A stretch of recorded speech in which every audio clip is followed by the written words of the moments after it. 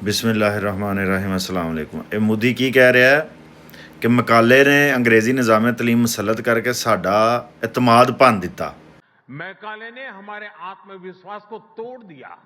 ਤੇ ਸਾਡੀ ਤਰੀਖ ਲਿਬਾਸ ਤਹਿਜ਼ੀਬ ਹਰ ਚੀਜ਼ ਨੂੰ ਕੂੜੇਦਾਨ 'ਚ ਸੁੱਟ ਦਿੱਤਾ। ਉਹਨੇ ਕੂੜੇਦਾਨ ਦਾ ਲਫ਼ਜ਼ ਇਸਤੇਮਾਲ ਕੀਤਾ। कूड़ेदान में फेंक दिया था। ਸਾਡੇ ਨਾਲ ਬਚਪਨ 'ਚ ਹੋਇਆ ਯਾਰ, ਸਾਨੂੰ ਸਵਾਲ ਨਹੀਂ ਸਨ ਪੁੱਛਣ ਦਿੰਦੇ। ਅਸੀਂ ਆਂਦੇ ਹਨ ਛੋਟੇ ਹੁੰਦਿਆਂ ਤੇ ਅਸੀਂ ਪੜ੍ਹਦੇ ਹਾਂ ਤੀਜੇ ਦਰਜੇ ਦੇ ਘਟੀਆ ਕਿਸਮ ਦੇ ਸਕੂਲਾਂ 'ਚ। ਅਸੀਂ ਬੀਕਨ ਹਾਊਸ ਲਾਹੌਰ ਗ੍ਰਾਮਰ 'ਚ ਤਾਂ ਪੜ੍ਹਦੇ ਨਹੀਂ ਸਾਂ ਜਿੱਥੇ ਅੰਗਰੇਜ਼ੀ ਬੋਲੀ ਜਾਂਦੀ ਸੀ। ਅਸੀਂ ਪੜ੍ਹਦੇ ਹਾਂ ਉਰਦੂ ਮੀਡੀਅਮ ਸਕੂਲਾਂ 'ਚ, ਅਤੇ ਸਾਨੂੰ ਉੱਥੇ ਆਂਦੇ ਹੁਣ ਉਰਦੂ ਬੋਲੋ। ਅਸੀਂ ਉਰਦੂ ਨਹੀਂ ਸਾਂ ਬੋਲ ਸਕਦੇ। ਸਾਡੇ ਬੱਚੇ ਜਿਹੜੇ ਉਰਦੂ ਬੋਲਦੇ ਹਨ, ਉਹਨਾਂ ਜਿਹੜੇ ਪੰਜਾਬੀ ਬੋਲਦੇ ਹਨ, ਉਹਨਾਂ ਦਾ ਮਜ਼ਾਕ ਉਡਾਇਆ ਜਾਂਦਾ ਸੀ। ਇੱਕ ਮੁੰਡੇ ਨੇ ਕਿਹਾ ਸਰ ਉਹਨਾਂ ਨੇ ਸਕੂਲ ਮੇਂ ਦੱਸਾ ਥਾ। ਹੁਣ ਉਹਦਾ ਇੰਨਾ ਕੁ ਮਜ਼ਾਕ ਉਡਾਇਆ ਗਿਆ, ਉਹਨੂੰ ਕੀ ਪਤਾ ਕਿ ਬਤਾਇਆ ਥਾ ਹੋਤਾ ਹੈ, ਉਹਨੂੰ ਤਾਂ ਦੱਸਾ ਦਾ ਹੀ ਪਤਾ ਸੀ। ਫਿਰ ਜਦੋਂ ਯੂਨੀਵਰਸਿਟੀ 'ਚ ਗਏ ਉਦੋਂ ਸਾਡੇ ਯਾਰ ਨੈਸ਼ਨਲ ਡਿਫੈਂਸ ਯੂਨੀਵਰਸਿਟੀ ਇਸਲਾਮਾਬਾਦ ਦੇ ਵਿੱਚ ਸਾਡੇ ਨਾਲ ਇੱਕ ਦੋਸਤ ਸੀ ਸਾਡਾ ਪਠਾਨ। ਉਹਨੂੰ ਅੰਗਰੇਜ਼ੀ ਨਹੀਂ ਸੀ ਹੁੰਦੀ। ਯਾਰ ਐਮਫਿਲ ਕਰ ਰਹੇ ਹੋ ਅਤੇ ਤੁਹਾਨੂੰ ਅੰਗਰੇਜ਼ੀ ਨਹੀਂ ਹੁੰਦੀ, ਅਤੇ ਤੁਸੀਂ ਕਰ ਕੀ ਰਹੇ ਹੋ? ਕੁਛ ਨਹੀਂ ਕਰ ਰਹੇ। ਇਹ ਤੁਹਾਡੇ ਐਮਫਿਲ PhD ਸਭ ਝੂਠ ਹੈ। ਸਰ ਨੇ ਉਹਨੂੰ ਕਿਹਾ ਕਿ ਡੂ ਯੂ ਫਾਲੋ ਮੀ? ਉਹ ਕਹਿੰਦਾ sir I am following but not understanding. ਮਤਲਬ ਉਹਨੂੰ ਪਤਾ ਹੀ ਨਹੀਂ ਕਿ ਫਾਲੋਇੰਗ ਔਰ ਅੰਡਰਸਟੈਂਡਿੰਗ ਇੱਕੋ ਹੀ ਚੀਜ਼ ਹੁੰਦੀ ਹੈ। ਅਤੇ ਐਮਫਿਲ ਦੀ ਸਤ੍ਹਾ 'ਤੇ ਜਿਹਨੂੰ ਬੁਨਿਆਦੀ ਇੰਗਲਿਸ਼ ਜੁਮਲਿਆਂ ਦਾ ਨਹੀਂ ਪਤਾ, ਉਹਨੇ ਕੀ ਤਹਿਕੀਕ ਕਰਨੀ ਹੈ? ਐਮਫਿਲ ਦਾ ਮਕਸਦ ਹੁੰਦਾ ਤਹਿਕੀਕ ਕਰਨਾ, ਅਤੇ ਇਹੀ ਤੁਹਾਡੀ PhD ਔਰ ਐਮਫਿਲ ਦਾ ਹਾਲ ਹੈ। ਜਿੰਨੀ ਦੇਰ ਅੰਗਰੇਜ਼ੀ 'ਚ ਕਰੋਗੇ ਮੁਲਕ 'ਚ ਤਹਿਕੀਕ ਨਹੀਂ ਹੋਏਗੀ, ਰੱਟਾ ਹੋਏਗਾ, ਪਲੈਜਰਿਜ਼ਮ ਹੋਏਗੀ।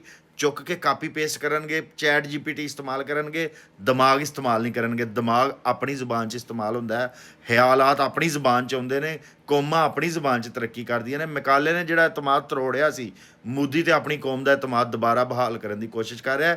ਇੰਡੀਆ 'ਚ ਜਿਹੜਾ ਅੰਗਰੇਜ਼ੀ ਦਾ ਅਹਿਸਾਸੇ ਕਮਤਰੀ ਉਹ ਸਾਡੇ ਤੋਂ 1000 ਦਰਜੇ ਜ਼ਿਆਦਾ ਹੈ। ਉਹ ਲਿਬਾਸ ਵੀ ਉਹ ਪਾਉਂਦੇ ਨੇ ਸਾਰਾ, ਕਿਉਂਕਿ ਸਾਡਾ ਸਾਡਾ ਇਸਲਾਮ ਬੜਾ ਮਜ਼ਬੂਤ ਹੈ। ਸਾਡਾ ਲਿਬਾਸ ਨਹੀਂ ਹਾਲੇ ਤੱਕ ਉਂਝ ਖਤਮ ਹੋਇਆ ਜਿੰਝ ਇੰਡੀਆ ਦਾ ਲਿਬਾਸ ਖਤਮ ਹੋ ਗਿਆ। ਉਹਨਾਂ ਦੀਆਂ ਕੁੜੀਆਂ ਦੇ ਸਿਰ ਤੋਂ ਦੁਪੱਟੇ ਲੱਥ ਗਏ ਨੇ। ਹਰ ਸ਼ੈ ਸਾਡਾ ਹੋ ਰਿਹਾ, ਲੇਕਿਨ ਛੋਟੀ ਸਤ੍ਹਾ 'ਤੇ ਹੋ ਰਿਹਾ। ਛੋਟਾ ਜਿਹਾ ਤਬਕਾ ਜਿਹੜਾ ਦੀਨ ਨਾਲ ਬੇਜ਼ਾਰ ਹੋ ਗਿਆ। ਜ਼ਿਆਦਾਤਰ ਤਬਕਾ ਦੀਨ ਨਾਲ ਜੁੜਿਆ, ਪਰ ਉਹਨੂੰ ਸਮਝ ਨਹੀਂ ਆ ਰਹੀ ਕਿ ਜ਼ਿਆਦਾ ਦੇਰ ਤੁਸੀਂ ਜੁੜ ਕੇ ਨਹੀਂ ਰਹਿ ਸਕਣਾ। ਤੁਹਾਡਾ ਇਤਮਾਦ ਜੇ ਟੁੱਟਿਆ ਰਹਿਣਾ, ਤੁਸੀਂ ਗਰੀਬ ਰਹਿਣਾ, ਤੁਹਾਡੀ ਹਰ ਚੀਜ਼ ਦਾ ਮਜ਼ਾਕ ਉਡਾਇਆ ਜਾਣਾ, ਤੁਹਾਡੀ ਜ਼ੁਬਾਨ, ਲਿਬਾਸ, ਤਹਿਜ਼ੀਬ, ਤੁਹਾਡੇ ਦੀਨ ਦਾ ਮਜ਼ਾਕ ਉਡਾਇਆ ਜਾਣਾ। ਅਤੇ ਜਿੰਨੀ ਦੇਰ ਤੱਕ ਤੁਸੀਂ ਅੰਗਰੇਜ਼ੀ 'ਤੇ ਪਾਬੰਦੀ ਨਹੀਂ ਲਵਾਉਣੀ, ਤੁਹਾਡਾ ਇਤਮਾਦ ਬਹਾਲ ਨਹੀਂ ਹੋਣਾ।